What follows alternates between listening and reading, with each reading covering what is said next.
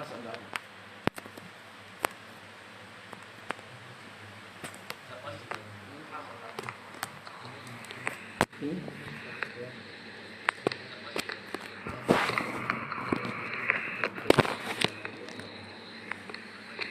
ke bawah. Ini kamera smartphone bawah kan? Udah. Dah.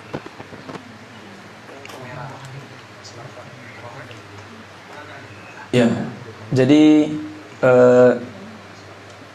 istilahnya muzakarah kita ini nanti teman-teman lihat video Syekh Mustafa, ya kan? Saya juga melihat bahkan berulang-ulang, ya kan? Dahulu kita ikut kajian di sini itu ngulang video Syekh Mustafa di sini pakai apa namanya? Pakai proyektor itu.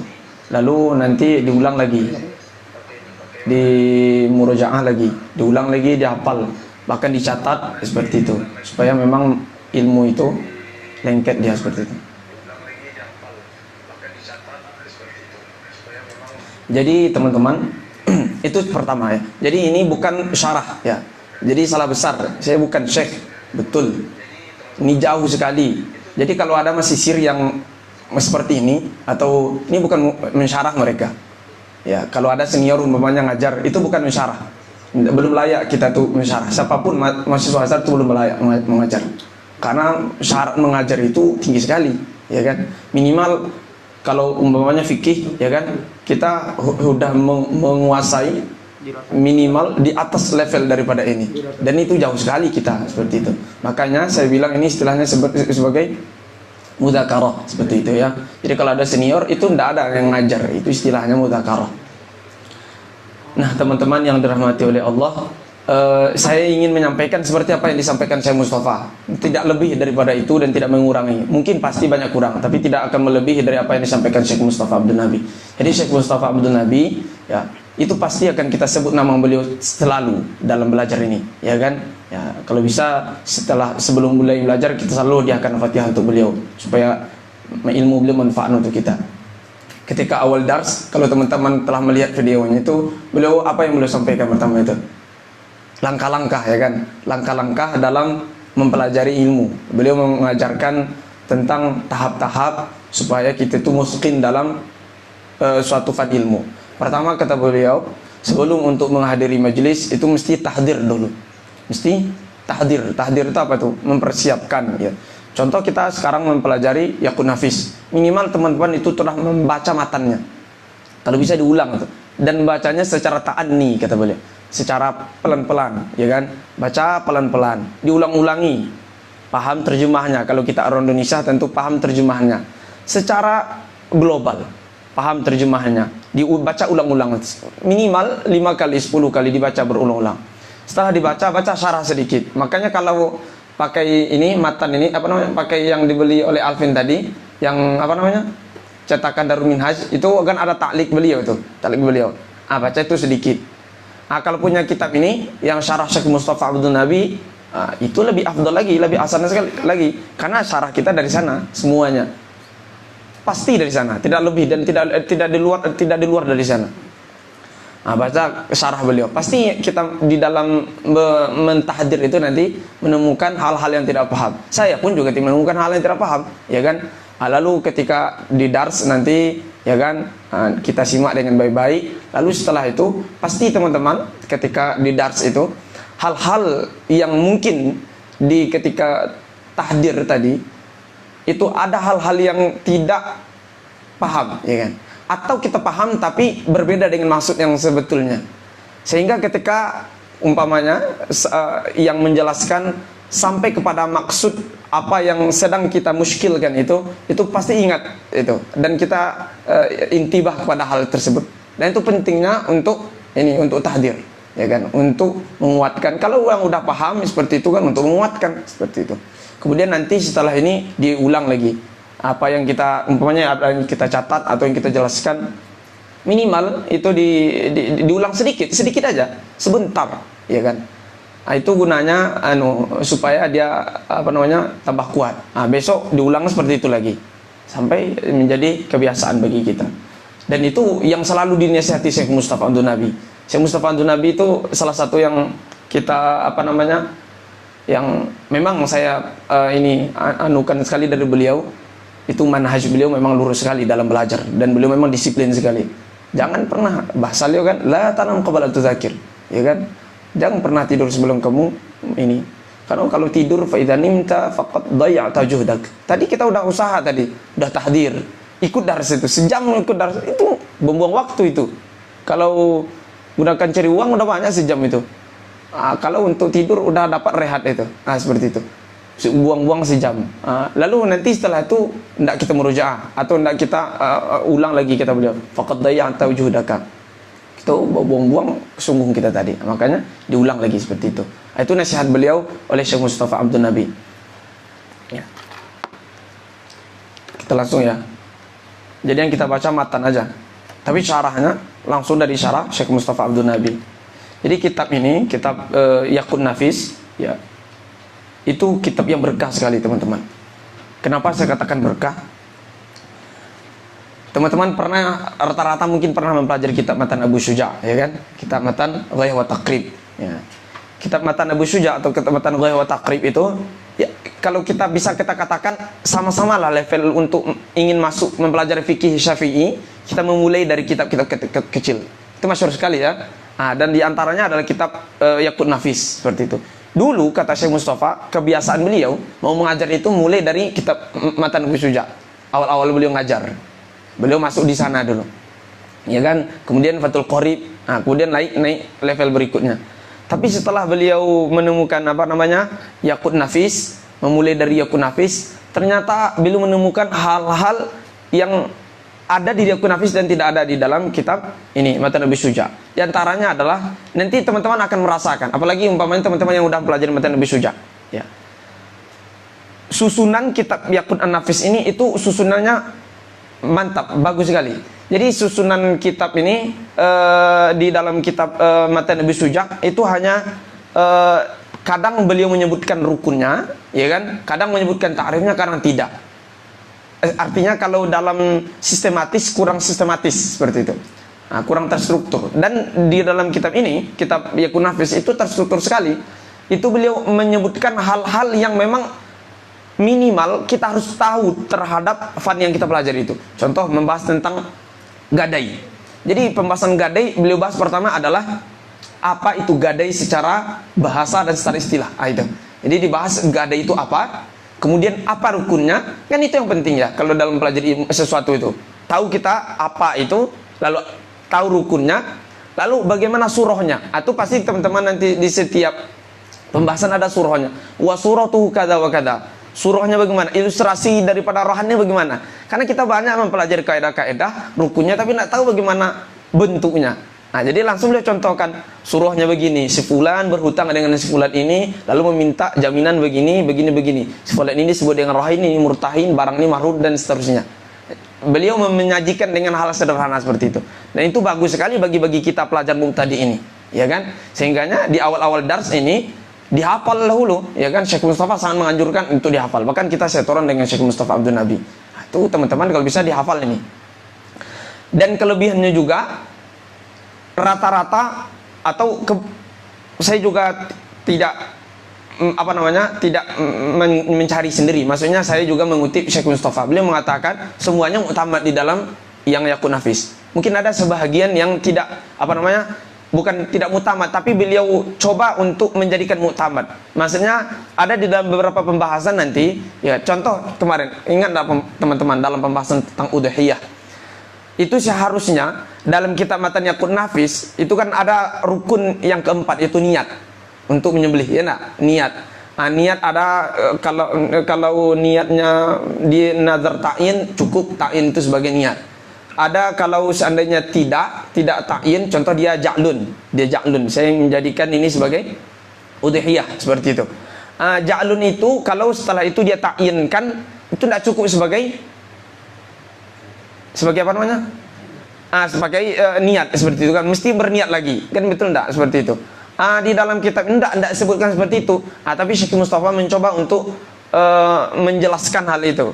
Makanya syarah beliau ini disebut dengan syarah mamzuj. Jadi syarah kitab itu ada 3 bentuknya. Ada syarah mamzuj namanya. Syarah yang langsung bergabung antara matan dan syarah. Nah, itu syarah Syekh Mustafa seperti itu. Syarah yang langsung bergabung antara matan dan syarah. Seperti kitab Fathul Qorib, Fathul Qorib juga seperti itu. Fathul Qorib, kemudian kitab Fathul Mu'in, ya kan? Nah, Fathul Wahab dan kitab yang lainnya. Itu syarahnya digabungkan dengan apa? Dengan matannya langsung. Jadi matan langsung disyarah. Seolah-olah kita kalau tidak dikasih garis besar atau font tidak dibesarkan, tidak tahu kita mana yang syarah, mana yang matan. Ya, itu namanya syarah mamzuj. Dan syarah mamzuj itu kalau orang mencoba mensyarah kitab dengan syarah mamzuj, itu menunjukkan dia itu pintar atau menunjukkan dia itu sangat menguasai pembahasan ini sehingga mampu untuk mengolah kata itu. Ada yang kedua itu syarah namanya syarah mufassal. Letakkan matan di atas lalu dia rinci di bawah. Nah gitu, itu kan? Nah, itu kan rata-rata seperti itu. Maksudnya dan itu syarah yang di bawah dari level mamzuj ini. Bukan berarti level mamzuj ini level yang tinggi, lalu kalau ada kitab seperti ini level rendah, bukan itu maksudnya. Tapi melihat dari orangnya itu dia menguasai dalam pembahasan itu. Mampu dia untuk menggabungkan langsung matannya dan syarah daripada dia sendiri. Itu syarah yang kedua, itu syarah apa namanya? Mufassal. Ada yang ketiga namanya syarah maudhu'i. Syarah maudhu'i ini dipilih judul per judul atau yang satu tema tertentu lalu itu yang disyarah. Tidak seluruh kitab-kitab gitu ya. Tidak seluruh matan gitu. Itu pembagian syarah daripada matan. Ada 3, syarah mamzuj, ada syarah mufassal, ada syarah maudhu'i. Ya. Dan syarah beliau ini adalah syarah mamzuj. Ya, syarah mamzuj. Walaupun ini cetakan ketiga sekarang, cetakan apa? Cetakan Daludia sekarang meletakkan matan di atas, ya kan? Itu cetakan ketiga itu. Nah, letakkan matan di atas ya. Tapi kan syarah beliau di bawah mamzuj. Nah, gitu. Itu hanya tambahan terbaru itu. Ini cetakan saya cetakan pertama enggak ada. Gabung aja semuanya, cuma beda ini yang matanya ditebalkan seperti itu, ya. Jadi yang di atas itu matan, yang di bawah itu syarah dan matan oleh beliau. Dan beliau tambah ada ta'liqnya, ada ta'liq beliau di bawah. Nah, itu Syekh Mustafa Abdul Nabi. Pengarang kitab ini nama beliau adalah Syekh Ahmad bin Umar Asy-Syatiri, Yaman. Ya. Syekh Ahmad bin Umar Asy-Syatiri. Kitab ini belum ada di syarah sebelumnya. Ya, belum ada di syarah sebelumnya. Ada yang dilihatkan sama ini, sama Wildan tadi, itu syarah Syekh Muhammad bin Umar bin Ahmad bin Umar Asy-Syatiri, itu anak beliau itu. Memang betul itu syarah dari beliau, tapi itu beliau sifatnya bukan beliau yang nulis. Jadi dulu beliau itu ngajar kitab Yaqut Nafis, mensyarahkan Yaqut Nafis. Kalau ngajar itu kan umum, yang audiennya banyak yang umum, ya kan? Banyak bukan talib ilmi yang memang menghabiskan dirinya untuk ilmu. Banyak orang umum, banyak orang datang sholat lalu ke pengajian. Sehingga banyak juga masalah lain yang beliau sebutkan, ya kan? Kitab itu yang tersebar itu di Indonesia juga tersebar, di sini juga tersebar. Makanya pertama saya beli kitab Yaqut Nafis, saya dilarang membeli kitab itu. Saya heran, loh kok dilarang ini? Saya belum paham ketika itu. Baru ketika datang Syekh Mustafa, beliau jelaskan, baru saya paham. Ternyata syarah beliau itu bukan beliau yang nulis, dan beliau menjelaskan itu. Lalu rekaman beliau itu dicatat oleh salah seorang murid beliau, ya kan? Dan hebat, bagus. Lalu dibukukan dan itu tersebar di Indonesia juga tersebar itu syarah Yaqut Nafis itu, ya kan? Lalu datanglah syarah Syekh Mustafa Abdul Nabi. Maka bisa kita katakan syarah Syekh Mustafa Abdul Nabi ini salah satu-satunya syarah matan. Kalau tadi istilahnya itu mungkin syarah matan, tapi tidak seperti kebiasaan oleh para ulama dalam syarah matan, yaitu beliau mensyarah sendiri seperti itu. Tadi itu dikutip atau disalin oleh murid beliau. Nah, jadi syarah yang beredar itu baik di Indonesia maupun di sini itu syarah sauti itu yang disalin oleh salah seorang murid beliau, Syekh Muhammad bin Ahmad Asy-Syatiri itu. Anak dari beliau sendiri, anak dari pengarang beliau sendiri. Ya, anak dari pengarang beliau sendiri. Dan Syekh Mustafa Abdul Nabi ini alhamdulillah luar biasa. Kitab ini dapat sambutan yang luar biasa ketika beliau menyelesaikan ini. Sebetulnya teman-teman, waktu beliau ngajar kitab Yaqut Nafis, beliau ngajar di Ruwak itu udah mengajar yang sekiannya. Sebelum itu beliau udah ngajar di Madiafah Syekh Ismail. Ketika beliau mengajar di Madiafah itu, kebiasaan beliau selalu seperti itu. Teman-teman kalau hadir di Minhaj, itu beliau selalu membawa semacam catatan talkhisan beliau. Dulu beliau seperti itu juga. Saya juga menghadiri waktu Yaqut Nafis di sana, walaupun tidak lengkap. beliau juga membahas seperti itu. Dan talkhisan beliau itu sekarang, nah ini talkhisan beliau yang dulu itu. Jadi setiap beliau ngajar, beliau bawa tuh 3 lembar, 4 lembar matan, lalu beliau ada syarahnya beliau sendiri yang talkhis seperti itu. Dan itu yang beliau jelaskan. Lalu jadilah ini kitab yang sekarang itu. Saya dengar lagi persis sekali dengan yang ditulis sekarang. Persis. Nah, seperti itu. Makanya saya juga akan jamin nanti setelah selesai minhaj ada kitab syarah minhaj lagi beliau. Saya juga jamin. Nah, seperti itu. Dan itu bagus sekali metode beliau. Makanya beliau mengatakan pernah di khataman minhaj beliau katakan, mengajar itu bukan kepandaian bawaan daripada lahir. Mengajar itu latihan, kata beliau. Ya kan? Kita kapan mulai mengajar itu? Mulai kita membaca, lalu setelah itu mutolaah, lalu menulis, lalu mulai untuk menuangkan, ya kan, dalam bentuk ucapan seperti itu. Nah, katanya oleh beliau mengatakan kebanyakan para ulama itu seperti itu. Coba lihat, tidak mungkin para ulama itu waktunya itu berkah sekali, ya kan? Imam Nawawi itu berapa waktunya itu? Ya, sesibuk itu, ya kan? Tapi beliau masih sempat, karangannya masih banyak seperti itu. Sehingga beliau membahasakan bahwa karangan itu istilahnya buku catatan, gitu. Jadi buku catatan itulah yang menjadi karangan. Kalau buku catatan itu istilahnya sama lah teman-teman yang suka buat diary, ya kan? Ada kejadian dikit lalu dicatat, gitu kan? Barusan saya begini, gitu kan? Dicatat. Lalu itu menjadi buku, seperti itu kan? Samalah dengan ini. Tapi kan para ulama itu diarinya diari ilmu, ya kan? Setelah mutolaah, setelah pengajian, pulang pengajian dicatat kesimpulan pengajian itu. Kemudian mutolaah dicatat hasil mutolaah itu. Pulang dari sini catat mutolaah itu. Dapat syekh lain catat. Lalu nanti dibukukan. Itu yang itulah catatan, itulah karangan seperti itu, ya kan? Karena kalau menyendiri lalu mengarang sendiri lalu cari kitab itu terlalu terlalu formal sekali yang mengarangnya seperti itu. Makanya bahasa beliau mengarang itu jangan jadikan formal, jadikan semacam catatan seperti itu. Maka beliau itu suka mencatat. Yang beliau bawa itu catatan beliau, nah, gitu. Mungkin udah diketik nggak tahu, mungkin ya istri beliau ngetik nggak tahu. Kayaknya istri beliau yang ngetik itu, seperti itu. Kompak sekali beliau. Karena dulu kalau tidak salah juga waktu tesis beliau juga tesis apa namanya, skripsi kelas 1 dia. Beliau itu dulu tamrid apa itu? Beliau tamrid apa tuh? Perawat. Beliau perawatan dulu. Dia perawatan dulu kuliah beliau. Beliau tidak di Azhar. Syekh Mustafa Abdul Nabi itu tidak di Azhar. Makanya banyak mengira beliau di Azhar, bukan di Azhar, tapi pernah ngajar di Azhar. Beliau tidak di Azhar. Tapi kemudian beliau belajar, ya kan, jadi alim, dan termasuk cepat Syekh Mustafa Abdul Nabi itu pandainya. Cepat sekali beliau Syekh Mustafa Abdul Nabi itu. Dan bersyukur kita bisa langsung dengan beliau, ya kan? Beliau duduk bersama Syekh Syekh Abdul Aziz Asy-Syahawi. Nah, nanti Syekh Abdul Aziz Asy-Syahawi juga memberikan takris dalam kitab ini, memberikan sanjungan takdim dalam kitab ini. Syekh Abdul Aziz Asy-Syahawi itu salah satu Syekhul Syafi'iyah lah di Mesir sekarang. Ya, di dunia termasuk beliau Syekhul Syafi'iyah lah. Sanadnya tinggi sekali. Ya, dalam mazhab Syafi'i di Mesir itu beliau sanadnya paling tinggi sekali. Ya. Nah, itu udah tua sekali beliau, ya. Nama beliau Syekh Abdul Aziz Syahawi, ya kan? Beliau langsung duduk dengan Syekh Abdul Aziz Syahawi dan karakternya nampak sekali. Saya beberapa dars ikut sama Syekh Abdul Aziz Syahawi dan melihat dars Syekh Mustafa, karakternya tampak sekali. Karakter yang tampak itu sama saya itu adalah ketegasan beliau, ketegasan dalam bermadzhab seperti itu.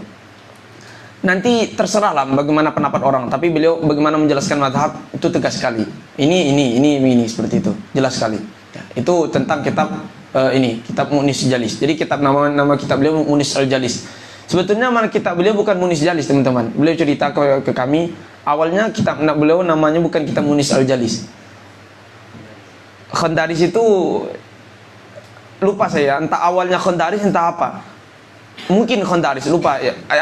Yang penting bukan Munis Jalis. Pernah kitab beliau ini sebelum diterbitkan itu di murojaah sama guru atau siapa beliau gitu. Lalu kitab itu membuat beliau tidak pergi kemana-mana, membuat senang. Jadi baca karangan Syekh Mustafa ini sebelum di murojaah mungkin ya, sebelum diterbitkan lalu membuat beliau itu senang sekali sampai itu tidak terpisah, beliau seharian memegang itu sehingga beliau disebut sebagai mu'nis al-jalis, ya, seperti itu, ya kan, yang membuat tenang dan bisa membuat tenang dalam ketika kawan-kawan duduk lah, seperti itu, mu'nis jalis, disebut digelar dengan al-khandaris. Ini betul syarah beliau itu. Kini bukan berarti kita belajar sama Syekh Mustafa lalu kita ini gini kan beliau, enggak. Memang bagus, syarah beliau memang bagus, seperti itu. Bagi yang mempelajari fikih, bagus masuk dari kitab beliau ini. Nah, seperti itu. Bagus sekali masuk dari kitab beliau ini, ya. Alhamdulillah rabbil alamin. Dan nanti insyaallah kita udah sampaikan ke beliau. Muzakarah kita ini pun kita sampaikan ke beliau gitu. Syekh, kami ingin mengadakan muzakarah seperti ini dan menjadikan kitab antum dan video antum sebagai rujukan dan seperti itu. Tawakkal ala barakatillah, kata beliau. Alhamdulillah. Dan insyaallah nanti teman-teman, mudah-mudahan nanti beliau datang terakhir gitu kan, kita minta ijazah sama beliau. Karena ijazah beliau lumayan tinggi ini. Beliau mendapat yakun nafis ini dari 2 jalur. Pertama dari jalur Habib Umar Jailani, mufti Makkah, mufti Syafi'i di Makkah itu. Beliau dari ayahnya langsung dari Pengarang. Nah, kemudian dari Syekh Ahmad Ruqaimi dari ayahnya dari guru beliau langsung dari Pengarang. Itu cepat sekali, tinggi sekali itu. Nah, seperti itu. Alhamdulillah. Amin. Baik. Itulah sekilas tentang kitab Mu'nis Jalis ini. Ini kalau bisa di teman-teman dikumpulkan uangnya, dibeli kitab ini, kitab Mu'nis Jalis, syarah beliau ini. Ya, jadi pertama sebelum kita masuk pembahasan hari ini, kita membahasnya muqaddimah aja insyaallah. Ya.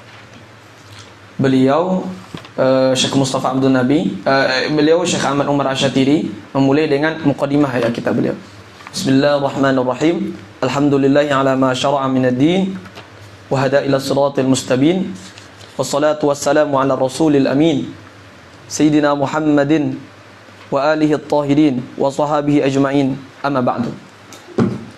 Jadi Syekh Ahmad Umar bin Asyatiri beliau memulai dengan muqaddimah ya. Jadi muqaddimah itu ada 2, muqaddimah ilmu, ada muqaddimah kitab. Dan beliau memulai dengan dua-dua muqaddimah ini. Berarti ada muqaddimah apa? Muqaddimah ilmu dan muqaddimah kitab. Dan beliau memulai dengan dua-duanya ya, dengan muqaddimah ilmu dan muqaddimah kitab ini. Pertama yaitu muqaddimah, kita mulai dari muqaddimah ilmu ya, muqaddimah ilmu. Apa itu pengertian muqaddimah ilmu? Muqaddimah ilmu itu bisa kita ambil pengertiannya ya kan. Di sini juga Syekh Mustafa telah menyebutkan langsung ma yu'nauna lahu bil mabadi al-ashra al-ati dzikruha.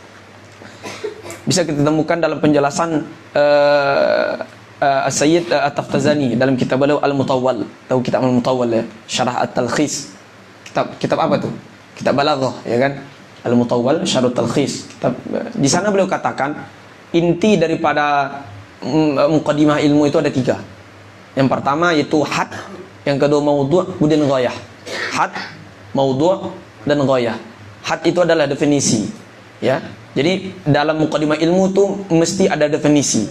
Apa fan ilmu yang kita pelajari itu apa? Nah, jadi dijelaskan definisinya. Itu yang pertama. Yang kedua yaitu maudhu', objek kajian, cakupan kajian ini apa saja? Cakup ilmu ini apa saja? Itu yang kedua. Yang ketiga itu adalah ghayah, tujuan, konklusi akhir daripada ilmu ini apa? Nah, seperti itu. 3 ini. Nah, berangkat dari 3 ini oleh para ulama itu dikembangkan menjadi banyak hal. Ya kan? Di antaranya yang paling masyhur itu menjadi 10 mabadi', ya kan? 10 mabadi', 10 aspek-aspek yang mesti ada dalam muqaddimah ilmu, atau kalau kita talib ilmu kita mesti mempelajari hal ini, ya kan? Mabadi' asyarah. Seperti itu. Sehingga pendeknya kalau ditanya apa itu muqaddimah ilmu adalah mabadi' asyarah. Nah, itu pendeknya. Jadi apa itu muqaddimah ilmu? Itu mabadi' asyarah, ya kan? Itu yang beliau telah menyebutkan juga di sini ya, yang dinazamkan oleh Abul Irfan Muhammad bin Ali As-Sabban. Beliau yang menulis menulis hasyiah daripada Syarah Malawi ala Sulam al-Munawwarah. Di situ beliau katakan, beliaulah pencetus ini, beliau yang menazamkan ini. Inna mabadi kulli fanin asyrah al-haddu wal mawdu'u thumma thamrah wa fadluhu wa nisbatun wal wadi' wal ismu istimdadu hukmu syari' masailun wal ba'du bil ba'd iktafa wa man daral jami'a hadza syarafa. Ini yang 10, yaitu had, ta'rif, definisi, ya kan, kemudian maudhu', objek, kemudian thamrah. Ini yang kita sebut sebagai tujuan tadi, atau ghayah. Kemudian wa fadluhu, keutamaan daripada ilmu ini. Kemudian nisbah, apa hubungan ilmu ini dengan hubungan ilmu lain. Kemudian wal wadi', kemudian wadi', siapa pencetus ilmu ini, ya.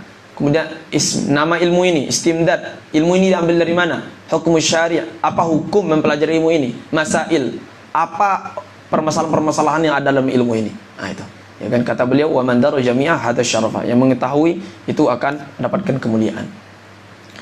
Kemudian ada hal penting yang perlu kita ketahui. Apakah membadi asyarah ini atau mukadimah ilmu ini hanya terbatas sampai di sana seperti itu? Ya, rata-rata para ulama hanya membahas di sana gitu. Tapi masih ada syair-syair yang selain dari ini. Tapi ini yang masyhur, ya. Ada syair-syair selain dari inna mabadi kulli fanni asyara ini. Syekh Usamah Azhari itu mengumpulkan dalam kitab beliau, nama kitab beliau Hadaik fi fil Masail al-Manthurah. Nah, itu di situ beliau kumpulkanlah ini kitab pembahasan ini. Syair-syair yang membahas tentang mabadi asyara ini. Ada syair lain seperti selain daripada ini. Tentang yang kita bahas barusan, apakah mabadi asyarah ini hanya cukup sampai di sana? Nah, gitu kan? Yang hanya 10 ini. Ternyata oleh Imam Ibnu Amir Al-Hajj, ya, itu salah seorang ulama ini, ulama Hanafiyah, itu pernah menyampaikan hal ini. Beliau mengatakan kalau seandainya terjadi kemerosotan dalam zaman itu, bisalah ditambah, kata beliau. Bisa ditambah. Nah, makanya Syekh Usamah Az-Zahari dalam salah satu video beliau pernah menyampaikan, untuk zaman sekarang itu bisa ditambah salah satu dari mabadi ini, kata beliau. Berarti mabadi 11, ya. Apa kata beliau? Yaitu karena sekarang kedangkalan, kemerosotan kita atau kesalahpahaman kita memahami ilmu berbeda dengan pembuat ilmu itu sendiri, wadi' dari ilmu itu sendiri. Maka perlu hal yang ke-11 itu, kata beliau, adalah at-tasawur al-kulli, itu atau konsep secara umum, paham kita konsep secara umum. Nah, gitu.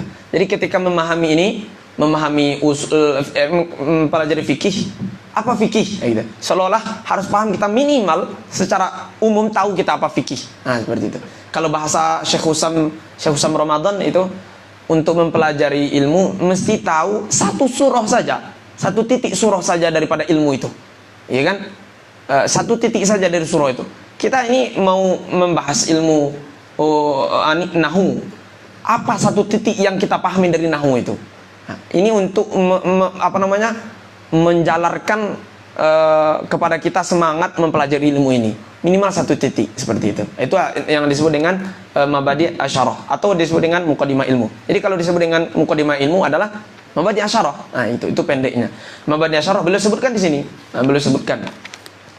Kemudian yang kedua adalah mukadimah kitab. Nah, mukadimah kitab. Mukadimah kitab, ya, yang ada basmalah, alhamdulillah, ada syahadat, gitu kan, ada syahadatain, ada ada tujuan mengarang, gitu. Maka beliau disebutkan di sini, itu istilahnya nanti itu ru'usus samaniyah, kalau tidak salah saya namanya, ru'usus samaniyah.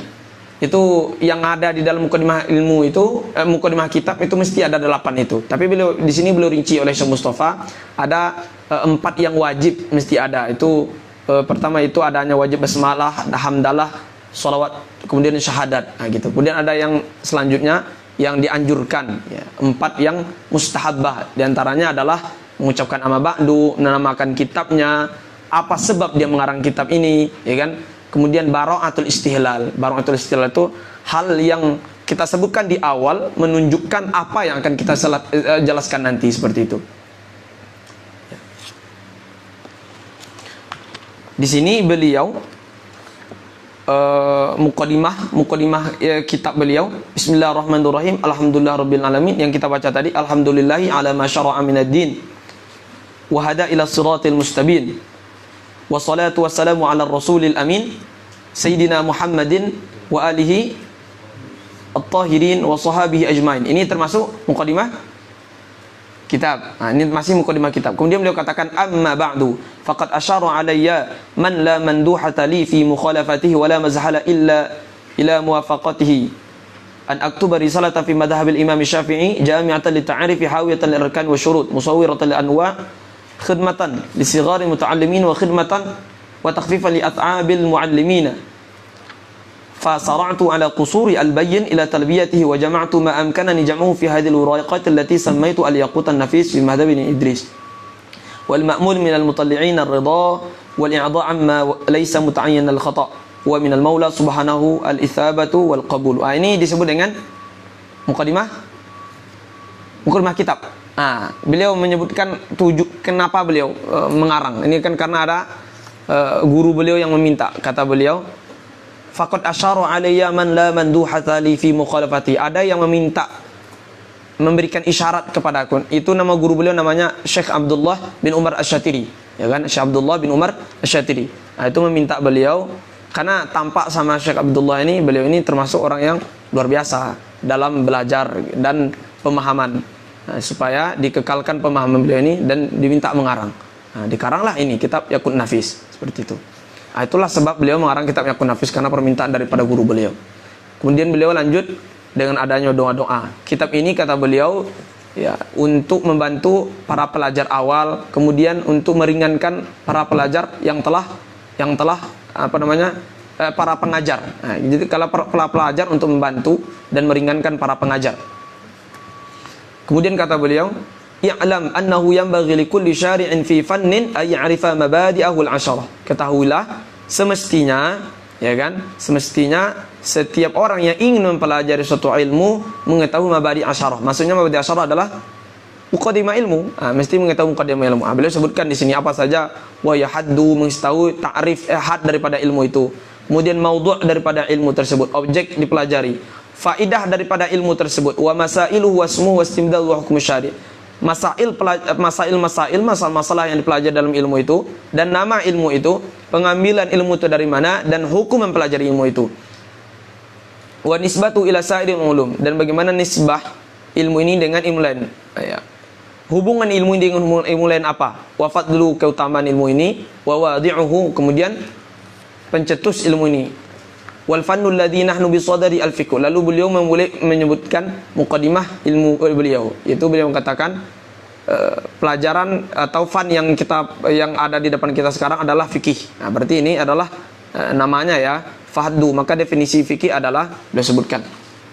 Fahduhu al-ilmu bil ahkami syar'iyyati al-amaliyati al-muktasabu min adillatiha at-tafsiliyati. Ini definisi yang beliau sebutkan, ini adalah definisi menurut ulama usul fikih. Definisi ilmu menurut fikih, definisi fikih menurut ulama usul fikih, yaitu mengetahui hukum-hukum syar'i yang bersifat amalan, yang dicari, yang diusahakan dari dalil-dalil yang terperinci. Adapun definisi usul fikih, definisi fikih menurut orang fikih itu beda lagi. Jadi beda definisi fikih menurut fuqaha dan menurut usuli. Ya, menurut fuqaha itu boleh sebutkan sedikit. Jadi menurut fuqaha, yaitu pengertian fikih menurut fuqaha itu adalah yaitu hifdzu ta'ifatin min masailil ahkam asy-syar'iyyah al-amaliyah al-waridah fil kitab wa sunnah wastunbitu minhuma sawan kana hifdzuhuma hafidhaha ma'adillatiha aw mujarradan anha. Yaitu para ulama ini, para ulama mereka menghafal atau mengetahui, ya kan, permasalahan hukum syar'i ini yang bersifat amalan, ya, yang telah digali dari Al-Quran, Sunnah, ya, baik dia menghafal dalilnya bersamaan dengan dalilnya atau tanpa dalilnya. Maka ketika kita telah memahami seperti itu, maka itu disebut sebagai fikih. Orang yang memahami disebut dengan faqih. Nah, seperti itu. Maka definisi faqih menurut orang usul fikih berbeda dengan menurut orang fikih. Nah, gitu. Sehingga menurut orang fikih, contoh ini, kita paham dalam permasalahan haid, ya, ini permasalahan haid contohnya, ya kan, paham betul permasalahan haid ini seluk-beluknya, kaedahnya, pengecualiannya, penerapannya, ya kan, apa kaedah turunannya, apa pengecualian, semuanya paham permasalahan haid ini. maka kita disebut sebagai faqih dalam permasalahan ini. Ya kan? Makanya kalau ada nanti, ya kan, umpamanya orang umpamanya dalam permasalahan dalam kitab-kitab juga disinggung. Kalau ada yang berwakaf, saya berwakaf tanah ini untuk para fuqaha gitu. Nah, maka telah masuk itu orang yang faqih dalam pemahaman tadi itu. Ya kan? Karena yang dimaksud dalam faqih ini, ya kan? Dalam kitab ini, kitab apa namanya? Kitab dalam oleh orang fuqaha yaitu memahami suatu permasalahan. Nah, gitu kan? Memahami suatu permasalahan. Saya paham permasalahan taharah. Saya faqih dalam permasalahan taharah. Nah, gitu kan? Saya faqih dalam permasalahan taharah. Ini faqih dalam permasalahan namanya faqih. Faqih, insyaallah. Ja'alaka minal fuqaha. Itu fikih menurut para ulama, ya kan? Nah, sedangkan fikih menurut para ulama usul fikih beda lagi. Nah, sehingga faqihnya beda lagi. Faqih menurut para usul fikih nanti adalah mujtahid. Jadi kalau disebut faqih dalam kitab usul fikih atau menurut orang usul fikih itu disebut adalah mujtahid. Nah, ya. Jangan sembarangan. Nah, itu adalah mujtahid. Al-ilmu yaitu mengetahui hukum-hukum syar'i yang bersifat amalan, al-muqtasab min adillatiyah at-tafsiliyah. Mengetahui ini secara sederhana ya, karena ini bukan lama ini pembahasan ini kalau dibahas satu persatu. Ya. Dan juga tidak cocok dibahas di sini. Kita langsung aja nanti masuk dalam pembahasan kitab. Kita sederhananya yaitu ilmu mengetahui hukum-hukum syar'i, ya, mengetahui hukum-hukum syar'i yang bersifat amalan. Nah, berarti keluar dari pemahaman ini yaitu ilmu Allah Ta'ala. Karena ilmu Allah Ta'ala, keluar dari hal ini yaitu sesuatu yang bukan daripada hukum-hukum. Pertama, sebelum kita keluarkan pengecualian dari definisi ini, saya juga tidak mau berpanjang-panjang, tidak usahlah kita bahas hal ini, ya kan? Karena ini nanti kita bahas dalam pembahasan usul fikih. Ini panjang sekali, ya kan? Kita syarah definisinya satu persatu, kemudian kita keluarkan pengecualian-pengecualiannya. Itu panjang sekali, ya, ribet sekali. Yaitu mengetahui hukum-hukum syar'i yang bersifat amalan yang diusahakan dari dalil-dalil terperinci. Maudhu' objek dari pembahasan ini adalah af'alul mukallafin, yaitu perbuatan orang-orang mukallaf. Ya, objeknya nanti adalah kita, sholat, ya kan, zakat, kan perbuatan kita. Nah, seperti itu. Maka ada nanti istilahnya apa namanya? Hukum dan ada namanya muta'allaq hukum, ya kan? Ada hukum, ada muta'allaq hukum. Kalau umpamanya sholat, ya, sholat itu kita kerjakan, wajib bagi kita mengerjakan, ya nak? Sholat 5 waktu wajib bagi kita mengerjakannya. Sholat itu ketika belum berhubungan dengan orang mukallaf, ya kan, hukumnya namanya ijab, dia masih ijab, statusnya masih ijab.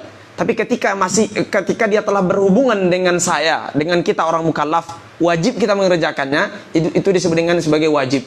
Nah, baru sebagai wajib. Kalau tadi ketika dia masih belum datang ke kita, masih sebagai khitab syar'i, masih sebagai khitab syariat, dia masih disebut sebagai ijab, tidak disebut sebagai wajib. Nah, gitu ya, tidak sebagai wajib. Maka itu disebut dengan muta'allaq hukum.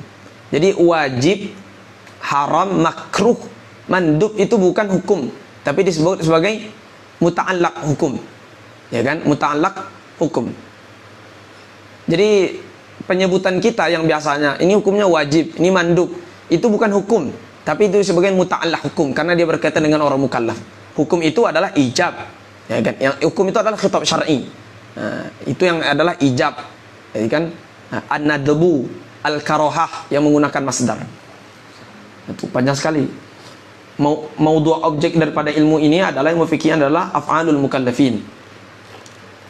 Faedahnya mempelajari ilmu ini adalah imtithalul awamir wajtinabun nawahi, untuk mematuhi perintah Allah dan menjauhi larangan Allah SWT. Kemudian masalah yang dipelajari dalam ilmu ini adalah al-qadaya allati tuzkaru fi, permasalahan-permasalahan, qadaya-qadaya yang disebutkan di sini. Namanya adalah ilmu fiqih dan diambil dari Al-Quran, Sunnah, dan ijma' dan qiyas. Hukum mempelajarinya adalah dibagi. Ada wajib aini dan ada wajib kifai. Pertama wajib aini, yaitu hal fima tatawaqqafu alaihi sihhatul ibadah wal muamalah wal munakah. Hal yang berkaitan dengan individu individu kita itu wajib mempelajarinya, fardu ain. Ini kita mau sholat, wajib kita mempelajari hal yang berkaitan dengan sholat. Kita mau zakat, wajib mempelajari yang berkaitan dengan tentang zakat. Kita mau menikah, wajib mempelajari hal berkaitan dengan menikah, fardu ain bagi kita mempelajarinya. Nah, gitu kan. Tapi hal yang lebih daripada itu, maka beliau katakan wal kifaiyu fi ma zada ala dzalika. Yang lebih daripada itu, kita telah paham permasalahan sah dan batalnya. Lebih daripada itu, itu hukumnya fardu kifayah. Nah, ya kan? Hukumnya fardu kifayah. Ila bulughi darajatil fatwa. Fi ma zada ala dzalika ila bulughi darajatil fatwa. Gunanya adalah bukan untuk kita lagi, itu kan? Kalau untuk kita itu namanya fardu ain. Tapi kalau udah melebihi kapasitasnya dari diri kita, itu hukumnya berbeda lagi. Itu namanya fardu kifayah.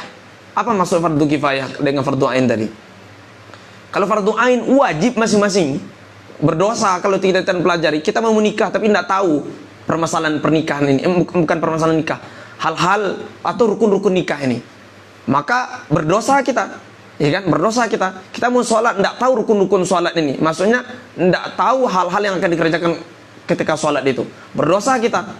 Tapi hal yang kedua ini, untuk disampaikan, untuk lebih daripada itu, ya kan, maka itu disebut dengan fardu kifayah. Artinya kalau udah ada faqih memahami dan permasalahan haid umpamanya, ya kan, yang lain cukup bertanya kepada faqih, maka gugur dosa yang lain. Anda perlu yang lain. Itu yang disebut dengan fardu kifayah. Wan nadbu, dan hukum yang ketiga, hukum mempelajari fikih adalah sunnah, dianjurkan. Fi ma zada ala dzalika, lebih daripada itu. Jadi lebih daripada fatwa lagi, yaitu sampai kepada tingkat mujtahid. Nah, maka itu tidak wajib, tapi sunnah seperti itu. Kemudian nisbah ilmu ini, ilmu fikih ini kepada ilmu-ilmu lain, ila sairul umum al-mughairatul, yaitu berbeda. Ilmu fikih dengan ilmu ushul fikih berbeda, ilmu fikih dengan ilmu tafsir berbeda, ilmu fikih dengan ilmu hadis berbeda, fikih dengan ilmu teknik berbeda. Al-mughairatul. Kemudian wafatluhu fawaqanuhu ala sairil ulum. Lalu apa keutamaan ilmu ini? Keutamaan ilmu ini adalah ilmu yang paling utama. Fawaqanuhu ala sairil ulum. Dia fawqa itu apa? Fawqan, tinggi, syaraf wa ulu. Tinggi sekali ya, derajat ilmu ini terhadap ilmu lain. Ini para ulama selalu itu ketika membahas ilmu selalu meninggi-ninggikan bahwa ilmu ini lebih utama dari ilmu selain ilmu ini. Selalu seperti itu. Kalau teman-teman jumpa dengan belajar ilmu tafsir lebih utama. Ilmu hadis lebih utama, ilmu akidah lebih utama, seperti itu. Tapi kalau kita urut-urut, itu semuanya tergantung kepada berkaitan dengan hal apa, gitu. Kalau dia berkaitan dengan kalam Allah, kalau kaitannya langsung membahas Allah Rasulnya, maka yang ilmu yang paling utama itu adalah ilmu tafsir, ya kan? Karena yang berkaitan adalah dengan dengan kalamullah. Kalamullah tidak ada tandingnya. Setelah itu hadis, karena hadis berkaitan dengan kalam yang paling utama setelah kalamullah, yaitu kalam Rasulullah SAW. Dua itu wahyu Allah, wahyu al-wahyan, seperti itu, ya kan?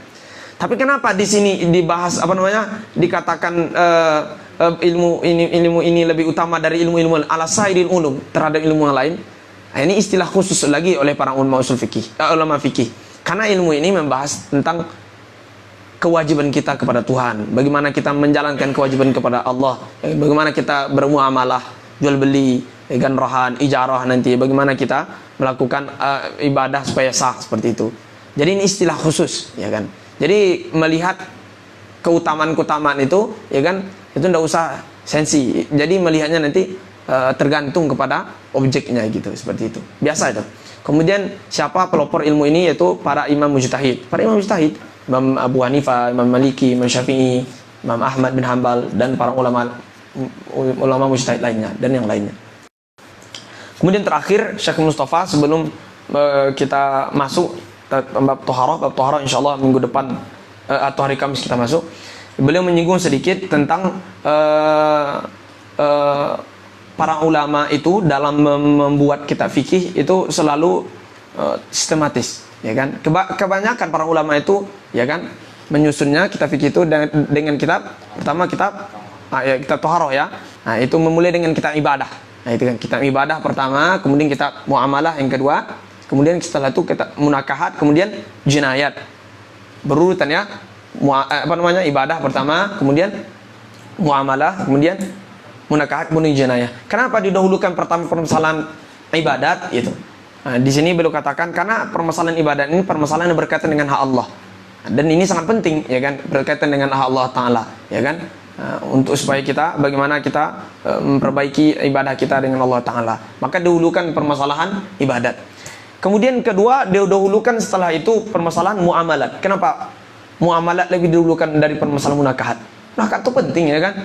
Permasalahan pernikahan penting enggak? Ya penting sekali. Tapi kenapa didahulukan permasalahan muamalat? Karena permasalahan muamalat ini lebih daruri. Apa ya? Daruri bahasanya. Lebih urgen, ya kan. Lebih, kalau kita pakai sekundernya, ini yang primernya ini. Nah, ini yang primernya. Artinya semua orang itu kalau kita belanja butuh enggak pengetahuan tentang akad. Lalu kalau kita menjahit, naik bus. Ini bus itu dengan ijarah itu namanya. Manfaat, ya kan. Lalu menjahit apapun. Muamalah kita butuh sekali. Orang kecil, besar semuanya butuh permasalahan muamalah ini. Tidak dengan munakahat. Orang yang udah dewasa aja yang butuh, atau dewasa dan yang butuh. Ya kan? Ada yang dewasa tidak butuh nikah, ada. Ya kan? Kemudian ketiga, setelah itu permasalahan munakahat, nah, gitu kan. Baru permasalahan jinayat. Kenapa permasalahan munakahat diutamakan dari permasalahan jinayat? Ya, permasalahan munakahat diutamakan dari permasalahan jinayat.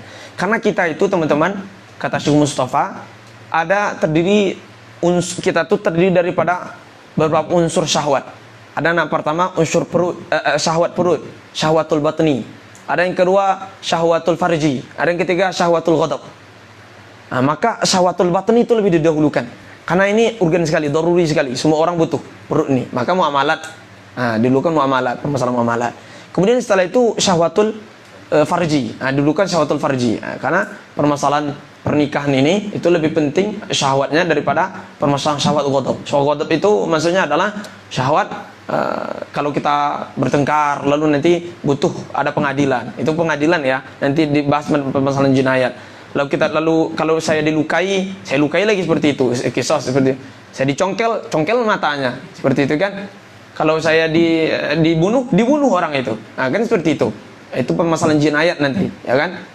Di dalam permasalahan jinayat itu juga 3 pembahasannya. Ada nanti permasalahan qada, da'wa, bayinat.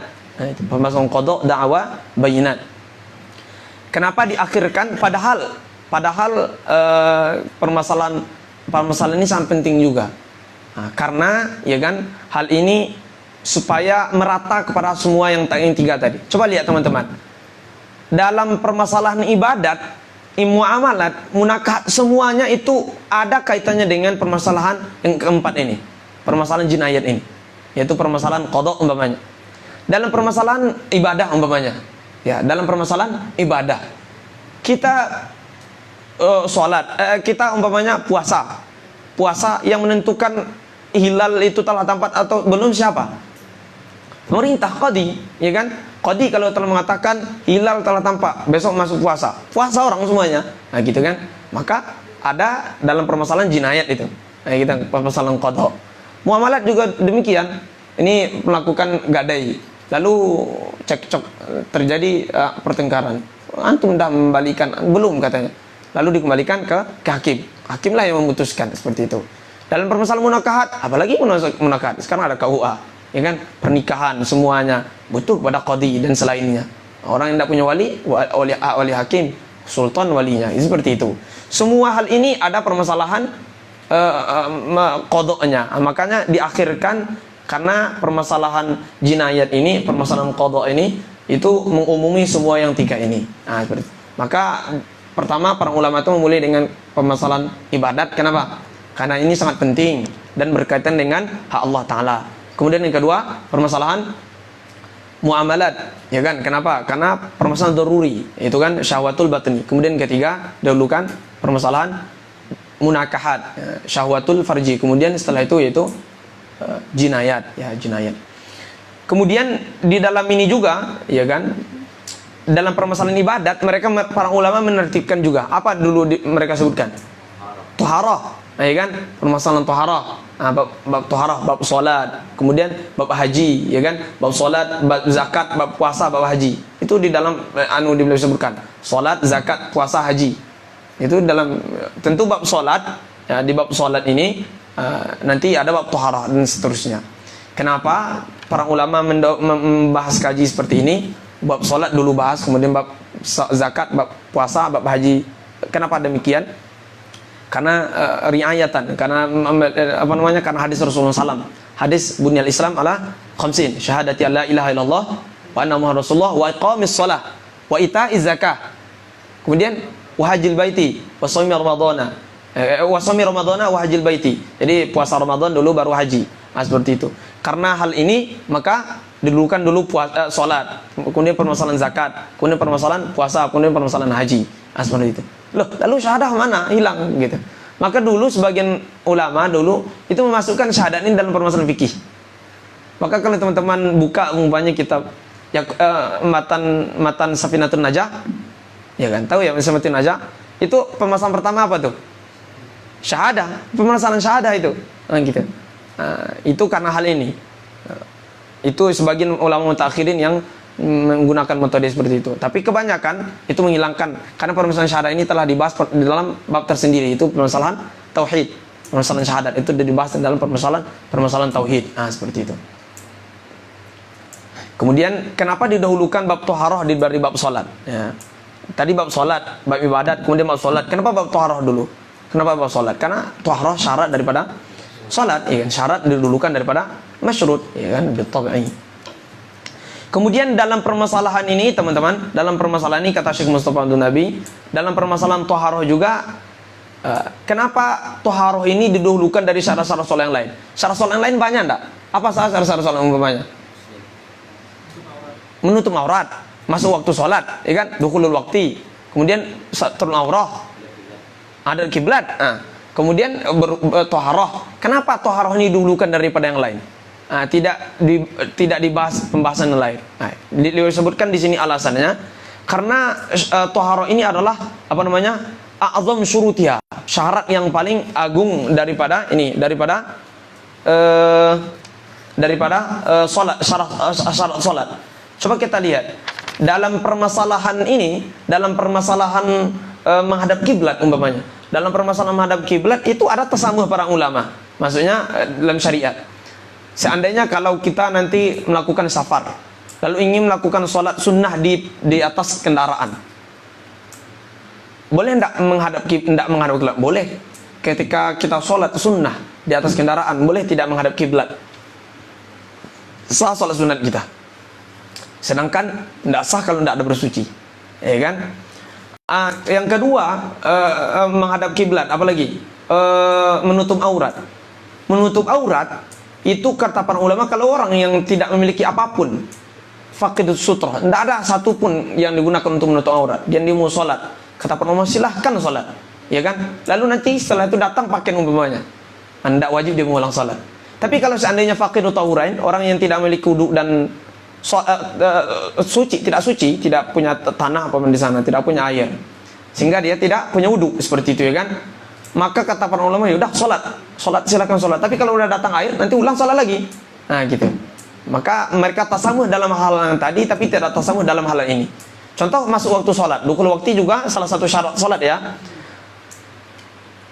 Salah satu, kalau seandainya sekarang, ya, azan orang umpamanya, kita tidak tahu azan, lalu kita sholat, ternyata itu yang azan tadi radio, dan itu ternyata salah azannya, di luar waktu. Sah tidak sholat tadi? Yang tidak sah itu adalah sholat waktu itu. Maksudnya kalau kita sholat zuhur umpamanya, yang tidak sah itu sholat zuhur. Sholat sendiri sah, yang gitu.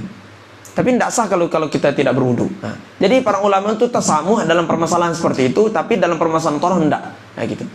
Itu dalil aklinya, itu dalil akli oleh para ulama. Dalil aklinya ada juga, Rasulullah mengatakan apa namanya, as-shalah miftahu shalah at-tuhur, gitu kan. Pembuka sholat itu adalah bersuci. Nah, seperti itu kan. Sama dengan Rasulullah mengatakan al-wukuf, apa namanya kata Rasulullah, al-wukuf al-hajju arafah. Al-hajju arafah. Haju itu adalah arafah. Nah, gitu. Ini apakah menunjukkan bahwa al-wukuf al-hajju, atau bagaimana lafaz hadisnya? Jadi Rasulullah mengatakan, ya kan, bahwa wukuf itu adalah haji. Nah, wukuf itu adalah haji. Ada teman-teman mencatat hadisnya. Al-Hajju Arafah, ya, Al-Hajju Arafah. Jadi kata Rasulullah SAW, haji itu adalah Arafah. Apakah wukuf di Arafah itu hanya salah satu-satunya rukun haji? Enggak. Banyak yang lain, ada sa'i, ada ihram. Kenapa ini disebutkan? Ini menunjukkan ini sangat penting. Rukun yang sangat penting dalam rukun haji itu adalah wukuf di Arafah itu, ya kan, tanggal 9 itu. Nah, makanya disebutkan di sini toharoh ini. Kenapa Rasul mengatakan miftahus sholat at-tuhur, padahal yang lain juga ada. Ini menunjukkan ini rukun yang sangat penting. Nah, seperti itu. Jadi karena yang sangat penting, maka didahulukan oleh beliau, oleh para ulama di dalam kitab-kitab fikihnya. Kemudian terakhir itu ditutup dengan kitab Babul Itqi. Itu tentang bab apa namanya?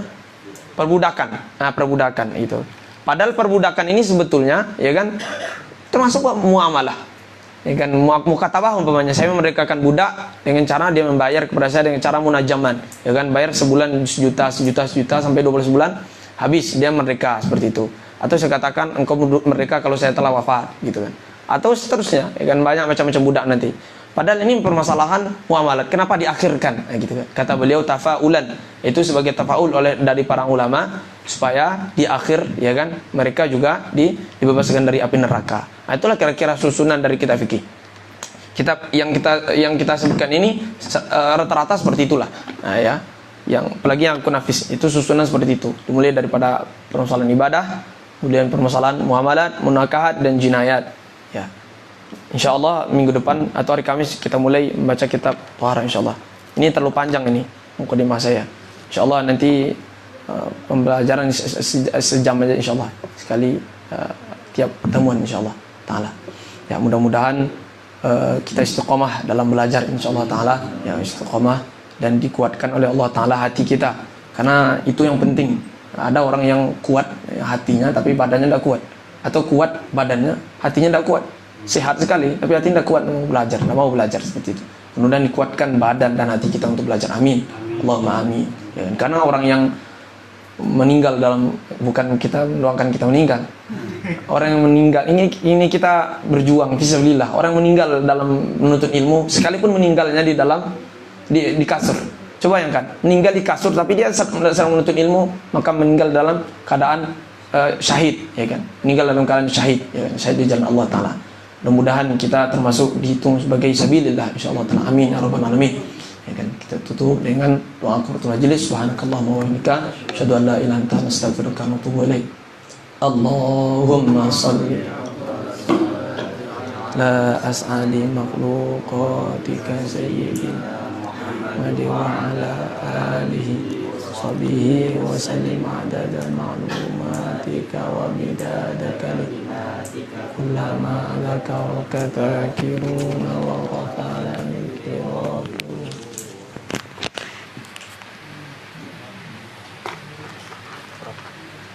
Berapa menit? Berapa jam? Berapa jam? Ini udah mati ya?